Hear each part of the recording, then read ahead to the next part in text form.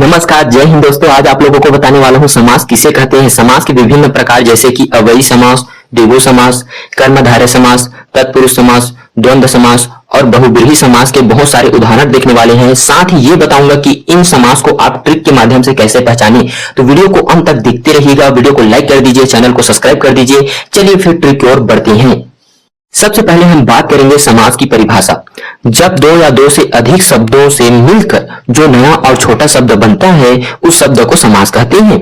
जैसे रसोई के लिए घर, इन सब को मिलाकर एक शब्द लिख सकते हैं रसोई घर। राजा का पुत्र, इन सब को जोड़कर हम लिख सकते हैं एक छोटा शब्द राजपुत्र। हाथ के लिए कड़ी, इन सब को मिलाकर एक छोटे शब्द में लिख सकते हैं हथकड़ी। समास में दोस्तों दो पद होते हैं। प्रथम पद को पूर्व पद कहते हैं और द्वितीय पद को उत्तर पद कहते हैं। जैसे गंगा जल, गंगा यहाँ पूर्व पद है और जल उत्तर पद है। अब हम बात करने वाले हैं समास के प्रकार। समास मुख्य 6 प्रकार के होते हैं, जिनमें अव्ययी समास, द्विगु समास, कर्मधारय समास, तत्पुरुष समास, द्वंद्व समास और अंत में बहुब्रीहि समास। इन समास में प्रथम पद को पूर्व पद कहते हैं, द्वितीय पद को उत्तर पद कहते हैं। ये पहले से आप जानते हैं। अब ये देखते हैं कि इनमें कौन से पद को प्रधान माना गया है। अव्ययी समास में पूर्व पद को प्रधान माना गया है, जबकि द्विगु समास में पूर्व पद संख्यावाची होता है लेकिन द्वितीय पद को प्रधान माना गया है। कर्मधारय समास में द्वितीय पद को प्रधान माना गया है। उसी प्रकार तत्पुरुष समास में भी द्वितीय पद को प्रधान माना गया है, यानी उत्तर पद को प्रधान माना गया है। द्वंद्व समास में दोनों पद को प्रधान माना गया है, जबकि बहुब्रीहि में दोनों पद प्रधान नहीं होते। दोनों पद प्रधान नहीं होंगे, ये बात याद रखिएगा, क्योंकि यहाँ से आप लोगों को अंत में क्वेश्चन देखने को मिलेगा। सबसे पहले हम बात करेंगे अव्ययी समास। इसमें आप लोगों को पता है प्रथम पद यानी कि पूर्व पद प्रधान होती है। इसका पहचानने का तरीका यह है, कोई भी शब्द की बार बार आवृत्ति, कैसे, जैसे घरों घर, धड़ाधड़, रातों रात, दिनों दिन, तो इस प्रकार के शब्द मिलेंगे तो वो अव्ययी समास होगा। इसके साथ साथ आपको याद रखना है, कभी भी कोई भी शब्द में उपसर्ग यथा आ जाए, प्रति आ जाए, तो समझ जाइएगा यह अव्ययी समास है। जैसे यथाशक्ति, शक्ति के अनुसार, यथाक्रम, क्रम के अनुसार, यथा नियम, नियम के अनुसार। यहाँ पर आप देख सकते हैं उपसर्ग यथा लगा हुआ है। उसी प्रकार प्रतिदिन, यहाँ पर प्रति उपसर्ग लगा है, जिसका समास विग्रह होगा प्रत्येक दिन। आजन्म, जन्म से लेकर, यथा साध्य, जितना साधा जा सके। धड़ाधड़, धड़ धड़ की आवाज के साथ। घरों घर, प्रत्येक घर। रातों रात, रात ही रात में। तो यहाँ पर आप लोग देख रहे हैं कि इस प्रकार के शब्द अव्ययी समास होंगे। साथ ही कुछ और अन्य उदाहरण जैसे सपरिवार, परिवार के साथ। प्रत्यक्ष, अक्षी के आगे। प्रत्येक, हर एक दिन। एकाएक, एक के बाद एक। तो इस प्रकार के जो शब्द होंगे वो अव्ययी समास होंगे। अब हम बात करने वाले हैं द्विगु समास, जिसमें आपको पता है कि प्रथम पद जो होता है संख्यावाची होता है, लेकिन द्वितीय पद प्रधान होता है।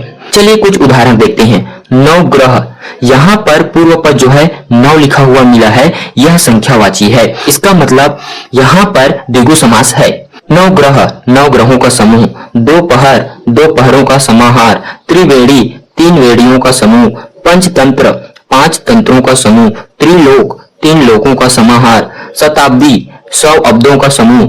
सतसई, 7 सौ पदों का समूह। त्रिभुज, 3 भुजाओं का समाहार।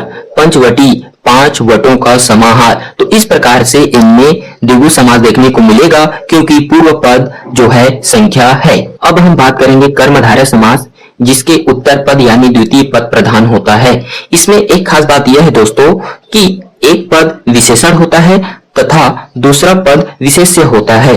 जैसे नीलकमल, यहाँ पर अगर समास विग्रह किया जाए, नीला है जो कमल, तो नीला क्या है, यहाँ पर विशेषण है और कमल क्या है, यहाँ पर विशेष्य है। तो उसी प्रकार से आप लोगों को और बहुत सारे एग्जाम्पल देखने को मिलेंगे। जैसे चरण कमल, कमल के समान चरण। चंद्रमुख, चंद्र जैसा मुख।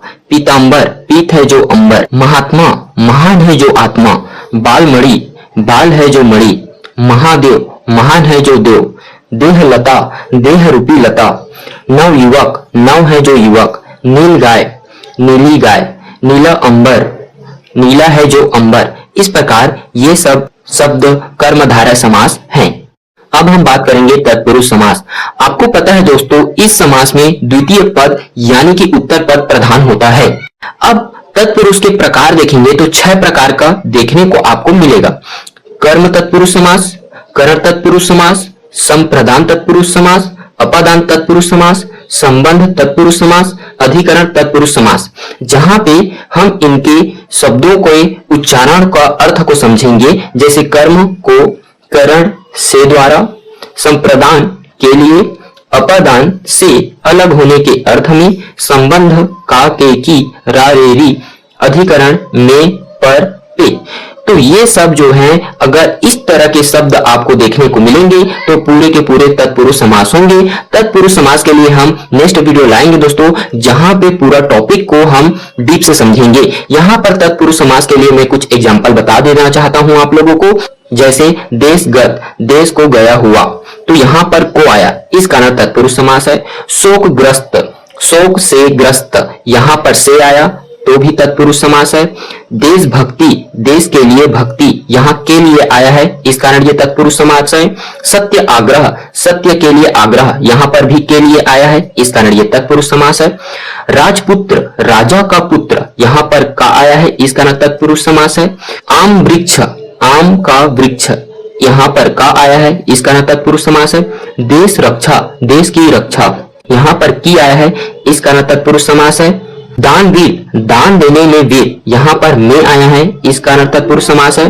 शरणागत, शरण में आगत, यहाँ भी में आया है, इस कारण यह तत्पुरुष समास है। तो इस तरह के शब्द जो मिलेंगे आपको को, से, द्वारा, के लिए, से, का के की, रा रे री, में, पर, पे, तो ये सब के सब तत्पुरुष समास हैं। अब हम बात करने वाले हैं द्वंद्व समास। इस समास में दोनों पद प्रधान होंगे और यह पद एक दूसरे के विपरीत होंगे, लेकिन हमेशा नहीं। यदि इनका समास विग्रह करने पर और अथवा या का प्रयोग किया जा सकता है।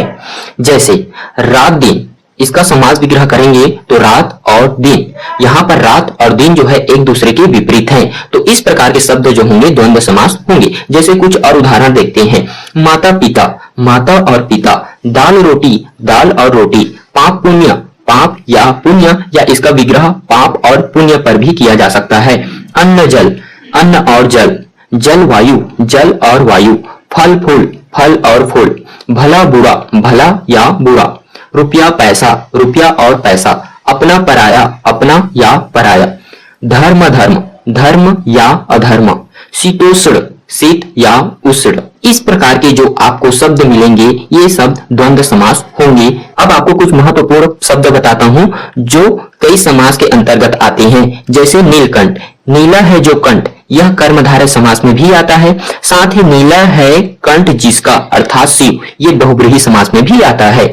उसी प्रकार पीतांबर, पीला है जो अंबर, कर्मधारय समास में भी आता है। पीला है अंबर जिसका, बहुब्रीहि समास में भी आता है।